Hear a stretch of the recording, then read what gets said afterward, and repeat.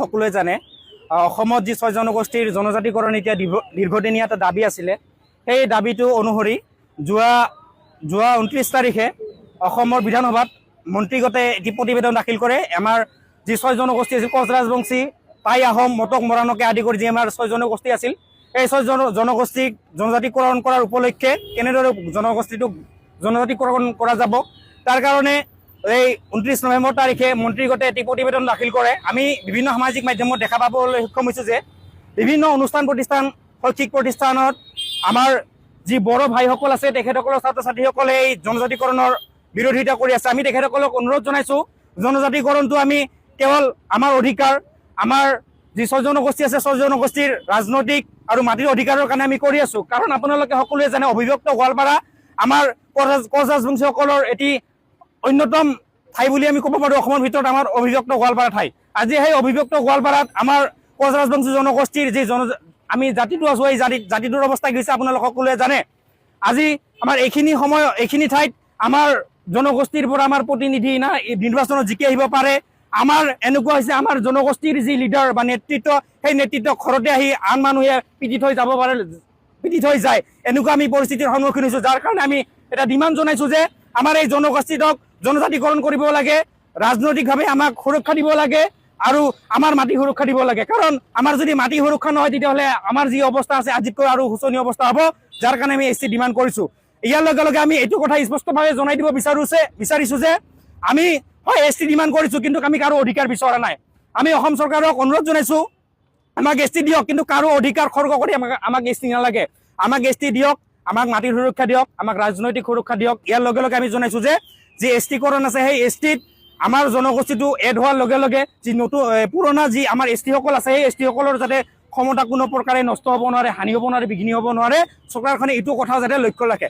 ইয়াৰ লগে লগে আজি আমি অভয়পুৰী মহাবিদ্যালয়ৰ ছাত্ৰ সমাজ আৰু অভয়পুৰী অঞ্চলৰ ছাত্ৰ সমাজে আমি ইয়াতে আজি একগোট হৈছোঁ, সমবেত হৈছোঁ। লগে লগে আমি আমাৰ কোচ ৰাজবংশী জনগোষ্ঠীৰ ৰাইজ, লগতে আমাৰ অসমৰ যি ৬ জনগোষ্ঠী আছে, সেই ৬ জনগোষ্ঠীৰ ৰাইজক আমি অনুৰোধ জনাইছোঁ, জাষ্ট মাত্ৰ মন্ত্ৰীগোটে প্ৰতিবেদনহে দাখিল কৰিছে, আমাক এতিয়াও জনজাতিকৰণ দিয়া নাই। সাধাৰণতে আমি কেইদিনৰ পৰা লক্ষ্য কৰিছোঁ, আমাৰ অঞ্চলত কিছুমানে ভাবি আছে আমাৰ ৰাইজে আমি ST পাই গ'লোঁ। আপোনালোকে সদায় মনত ৰাখিব, আমাক এতিয়াও জনজাতিকৰণ কৰা নাই। জাষ্ট মাত্ৰ জনজাতিকৰণ কৰাৰ কাৰণে কেনেকৈ কৰিব ৰাস্তাটোহে দেখাইছে। জনজাতিকৰণ কৰা এতিয়া দীঘলীয়া প্ৰক্ৰিয়া এটা আছে, সেই প্ৰক্ৰিয়াৰ মাজেৰে গৈ কেনেহে আমাৰ জনজাতিকৰণ হ'ব। গতিকে যিদিনাখনলৈকে আমাৰ হাতত ST চাৰ্টিফিকেটখন আহি নাপায়, সিদিনাখনলৈকে ৬ জনগোষ্ঠীৰ প্ৰতিজন ৰাইজ, প্ৰতিজন ছাত্ৰ ছাত্ৰী আমি সজাগ হৈ থাকিব লাগিব, এই বস্তুটোৰ বিষয়ত মাত মাতিব লাগিব। ইয়াৰ লগে লগে মই আৰু এষাৰ কথা আপোনালোকৰ সামাজিক মিডিয়াৰ যোগেদি আপোনালোকক ৰাইজলৈ জনাব বিচাৰিছে, অসমবাসীলৈ জনাব বিচাৰোঁ। যোৱাকালি লোকসভাৰ ক্ষমা কৰিব ৰাজ্যসভাৰ সাংসদ বীৰেন্দ্ৰ প্ৰসাদ বৈশ্য ডাঙৰীয়াই সংসদত ৬ জনগোষ্ঠীৰ জনজাতিকৰণ প্ৰক্ৰিয়াটোৰ বিষয়ে উত্থাপন কৰিছিলে। কিন্তু সেই উত্থাপন কৰাৰ সময়ত যি বিৰোধী দল কংগ্ৰেছকে দেখা গৈছে যে এনেকুৱা এটা পৰিৱেশ সৃষ্টি কৰি দিলে, ৰচনা কৰি দিলে, আমাৰ জনজাতিকৰণৰ বিষয়টো যেন তাতে একদম এটা ইছ্যু নহয়, এটা বিষয় নহয়, এনেকুৱা এটা পৰিৱেশৰ সৃষ্টি কৰিছে। আপোনালোকৰ যোগেদি আমি এই কংগ্ৰেছ দলক সকীয়াই দিব বিচাৰিছোঁ, এনেকুৱা ধৰণৰ কাৰ্যসূচী আপোনালোকে বন্ধ কৰক। কোচ ৰাজবংশী বিৰোধী কাৰ্যসূচীত আপোনালোকে লিপ্ত নাথাকিব, আপোনালোকক হুঁচিয়াৰ কৰি দিব বিচাৰিছোঁ। অনাগত দিনত যদি আপোনালোকক দেখা পাওঁ কোচ ৰাজবংশী জনগোষ্ঠীৰ বিৰোধে আপোনাৰ ষড়যন্ত্ৰ কৰে, সদনত এনেকুৱা ধৰণৰ হুলস্থুল কৰে আমাৰ সমস্যাখিনিক লৈ, আমি আজি ইয়াৰ পৰা ৱাৰ্ণিং দিছোঁ।